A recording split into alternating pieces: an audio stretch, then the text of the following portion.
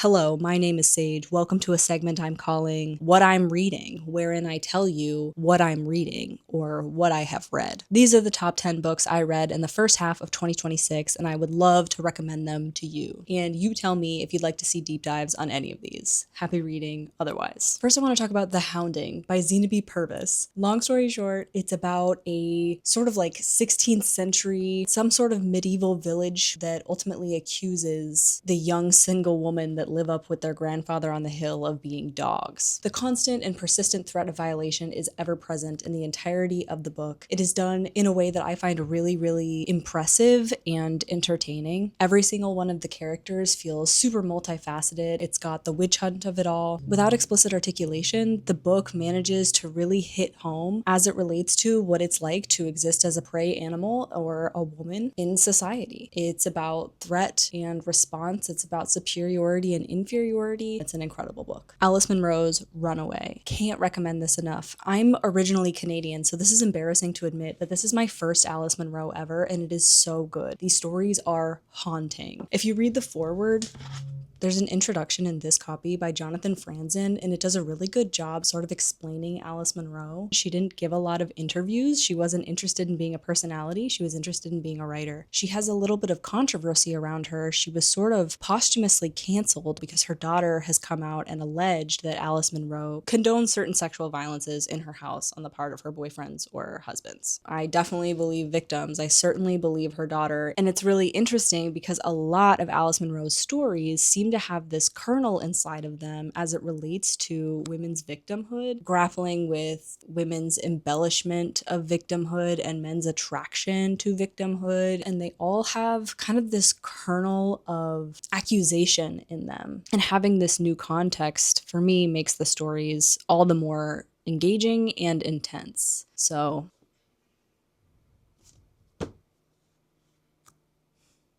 that being said, this book is phenomenal. It's a book of short stories, and it's very much about human beings. It's about people and the things that they feel and why they feel and those feelings and what drives them to action. And most of these stories take place in small town Canada. And they're really good stories.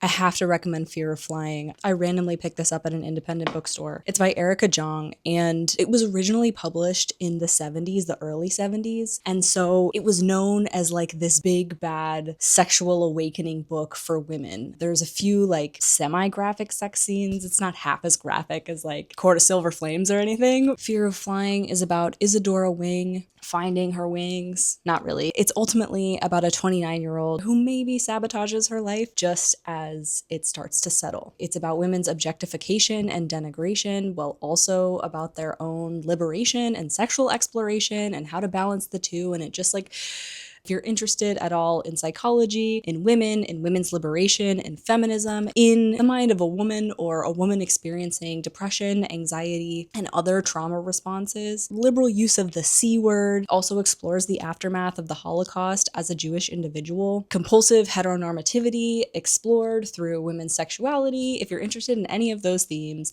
read Fear of Flying. I felt like I learned a lot. I felt like I was less alone in certain of my own musings, and it's also an interesting historical insight into what was risque or promiscuous at the time. And in my copy, I didn't notice this. I was halfway through the book before I realized that it said with a new foreword from Molly Jong Fast. And I was like, okay, well, that's either her mom or her daughter, right? And so much of this book explores the main character not wanting to maybe ever have children because that is going to result in the sacrifice of her artistry. And how does she know that? Because her mom resents her for being born and thus resulting in her mother's own sacrificial artistry. It turns out the foreword, when it was republished in the early 2000s, was written by her daughter, and her daughter explicitly states that she is a Nepo baby, that she works at Vanity Fair, that she doesn't know who she'd be if her mother hadn't written this book, how this book shaped her life because every time she was out with her mother, people her mother's age would come up to her and talk to her about how much the book changed her life. And I gotta tell you, the foreword, particularly when you extricate yourself from the gorgeous prose of the book, is so poorly written. And because Jong has given us an inside look into her brain, we know we know what she thinks of her daughter. It's like such this crazy, it's just about humans. It's just about humans. It's so good. Don't read Molly Jong fast forward until you're at least halfway through the book so you know who Erica Jong is. These two women, Alice Munro and Erica Jong, are prolific writers and obviously quite brilliant. Brilliant people tend to struggle more under oppression. I'm definitely not excusing what sounds like negligent or abusive motherhood, but I don't think it's shocking that these perhaps brilliant moms let their daughters down in really important ways. That being said, their work is also the reason for a lot of other women's personal liberation. So I get my books from independent bookstores or the library, so if that changes how complicated it feels to support a certain author, that's in there too. The book is satire, so it's also funny. In that regard, though, I will say there's a few passages that have not aged well and do have potential to be offensive. Reading this led me to also deal with some of my own sexual repression, and I don't know, I found it transformative. Take it with a grain of salt. Wellness by Nathan Hill. Literally so good. Ultimately, it's about a marriage or the dissolution of a marriage, maybe. It's about monogamy, it's about polyamory, it's about aging, it's about parenthood. The book is also about trauma and the way that it emerges inside of our new relationships, particularly our long-standing partnerships or our marriages. It's about working through your shit or your shit will work through you. At the crux of the book is this love potion. Elizabeth is kind of a neurotic individual whose eyes we see through for half the book. Half the time we see through her husband's eyes, Jack's eyes. Elizabeth's initial research was in the placebo effect, and her and the doctor, who was ultimately her mentor, they were working to figure out why certain pain was pervasive and why the brain could erase other pain. And Elizabeth, sort of in line with her lineage, ends up selling out, kind of working as a marketing scheme or a backdoor for non-FDA approved products that don't actually work. And this is how sort of the love potion comes about. It's initially a research test, but then it becomes something that Elizabeth sells to people just to sort of see what will happen, and also because she wishes it was real. It's a really good book. I don't think you'll regret it if you pick it up, if that's your type of thing. The Glass Hotel is by Emily St. John Mandel, and she is also a Canadian author. The first book I ever read of hers was Sea of Tranquility, which is outstanding. She's also wrote the book Station 11, which you maybe heard of it because Hulu made a show of it right before the COVID-19 pandemic, and so I couldn't even watch it. It was too re-traumatizing. The book Station 11 is very different than the show Station 11, and also this book, The Glass Hotel, is a whole new thing. This author is quite philosophical in her works, expresses mile-high existential quandaries through her characters, and it's always so good. She writes such interesting people. This book happens to be set on Vancouver Island, a hotel on a remote island that is owned and operated by ultimately a con man. It's about all of the people that are associated with the hotel and how the hotel impacts their lives one way or another, and it's really good. It's a short read too. It's 200 pages.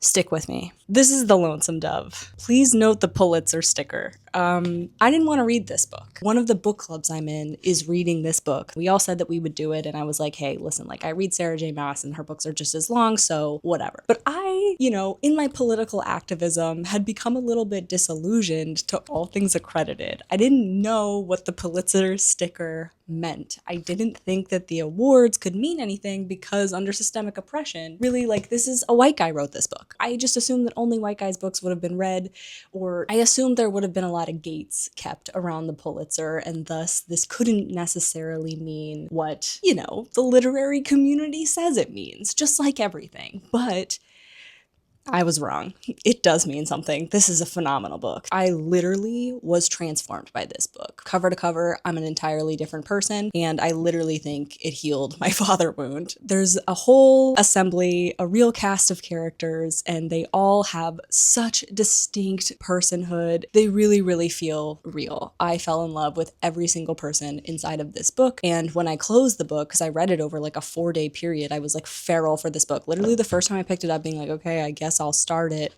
I read 180 pages because I just could not put it down. And then when I didn't have Lonesome Dove to return to, I felt a deep despair. Like, it was challenging to say goodbye to these folks. So I get it, right? It says on the front, if you're gonna read one Western novel, let it be this one. I had no interest in reading Western novels, and I really don't discriminate against genre. I really don't. I just wasn't interested, and so I can see your eyes kind of blanking out, and I'm letting you know that you might be interested in it anyway. It's really, really good. The writing is so rhythmic, and it's so immersive, and for that reason, I need to give you 3 caveats. The first one is that this book does feature the N-word several times. It's not liberally employed by any means, but it is definitely in there. 2, the threat of violence is ever present in the book Lonesome Dove because it's about semi-retired cowboys and their big long journey. The second caveat I have to give you is that Native Americans or indigenous peoples are going to be referred to as Indians throughout the entirety of the book, and that can be offensive for sure. Also, some of the only violence we witness in the book is on the part of the Indians. And this is my third caveat.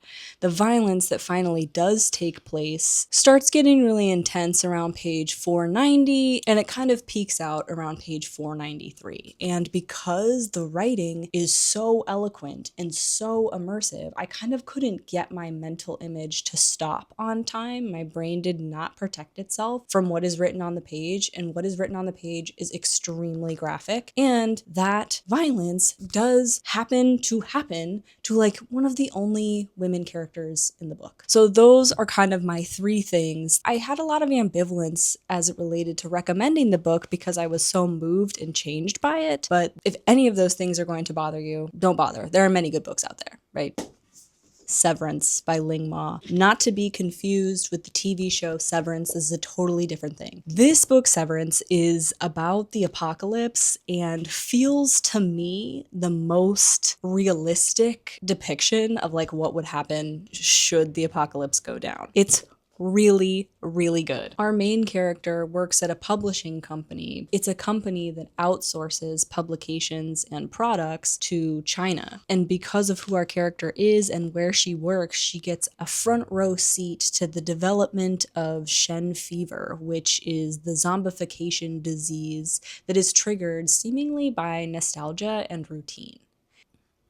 Yeah, it's so good. The thing is packed with symbolism, metaphors, but it's never too like snobby about itself. Like, our main character is so easy to identify with. The book takes place across several points in time before the end times begin and present day, where our main character meets up with sort of a crew of other humans who have not yet been zombified. And you don't really get to choose your friends when you're in the apocalypse. You kind of beat them or join them, you know what I mean? And she kind of gets held hostage. Candace, our main character, was the last person in New York and even eventually developed a famous blog because she was posting New York as it is now while the internet still worked. It's just really, really good. And like, it's like not even very big considering how much story is in here. Again, transformative.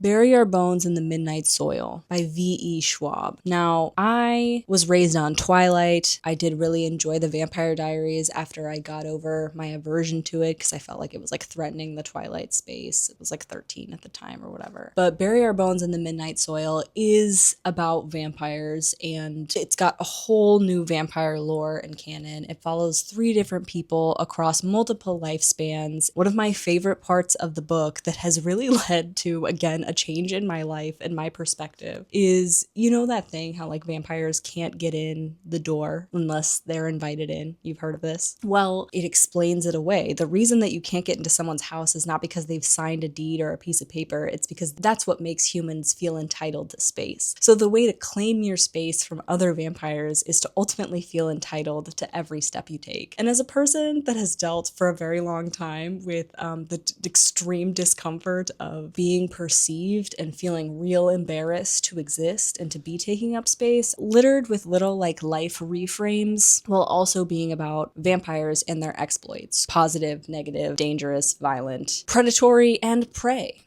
It's really good. I also like V.E. Schwab's The Invisible Life of Addie LaRue. I did enjoy it, but I think I liked Bury Our Bones in the Midnight Soil better. When you're watching Addie LaRue like walk through centuries and she can't develop any relationships, it's just a different type of book. I respect it, I liked it, but I recommend this one. Cursed Daughters by Oyinkan Braithwaite. So good. Braithwaite also wrote My Sister the Serial Killer, which is a fantastic book. I highly recommend that as well. This book is about 3 women in Nigeria, 3 generations of women. It's about Monif and Ibon, their cousins, and Ibon's daughter, who happens to look extremely like her deceased cousin, Monif. So much so that Ibon's aunties and other relatives believe her daughter to be the reincarnation of Monif. The book has many mystical elements. It's about these 3 women ultimately dealing with a curse that has been placed upon their lineage to always suffer heartbreaks of men. And it's just awesome. It's about motherhood, it's about sisterhood, it's about being a woman, it's about claim to the people in our lives, it's about what we're obligated to, it's about what we're accountable to, it's about family, it's about friendship, it's about love, it's about identity, it's about what we owe our parents, it's about what our parents owe us. It covers so many different topics, again, in such an entertaining way. If you like curses and you like women, you're not gonna have a problem with this book. It's really good. Really, really good. I'll end by telling you about The Wanderground by Sally M. Gearhart. This book was released at the back of the 70s, 1978, and it was regarded at the time as feminist science fiction. It's about a semi-post-apocalyptic world wherein the women have fled the cities, fear of persecution and sexual violence from men, and have acquired their own intuitive powers and sort of magic abilities as it relates to communications with animals and communications with the earth. They just have a completely new lifestyle and relationship. The men are unable to pursue them outside of the cities because all of their technology stops working. And ultimately, you are meant to believe that the earth has risen up and intervened as it relates to men's violence against women. And it's just a really good social commentary on everything that Sally Miller Gearhart could see in 78 that I personally feel we can still see now. There's still a significant amount of misogynistic residue and patriarchal oppression going on. It's a collection of interconnected stories that build on a larger narrative. The book takes place in a series of short stories through the perspective of different women that live in this community, and it ultimately tells the story of how this community came to exist. It's really cool. I don't know, it's just a really cool commentary on men's objectification of women and women's denigration of those objectified women. It touches on so many great things, and I really don't think you'll go wrong if you pick up any of these books. All these stories touched me on a deeply human level, and I have a newfound respect for each of the authors. Regardless of whether or not you read any of these books, thank you so much for watching, and thank you so much for reading. Please feel free to chime in with additional recommendations, and let me know if you'd like to see any of these books covered in deep dive form. My name is Sage. Next time.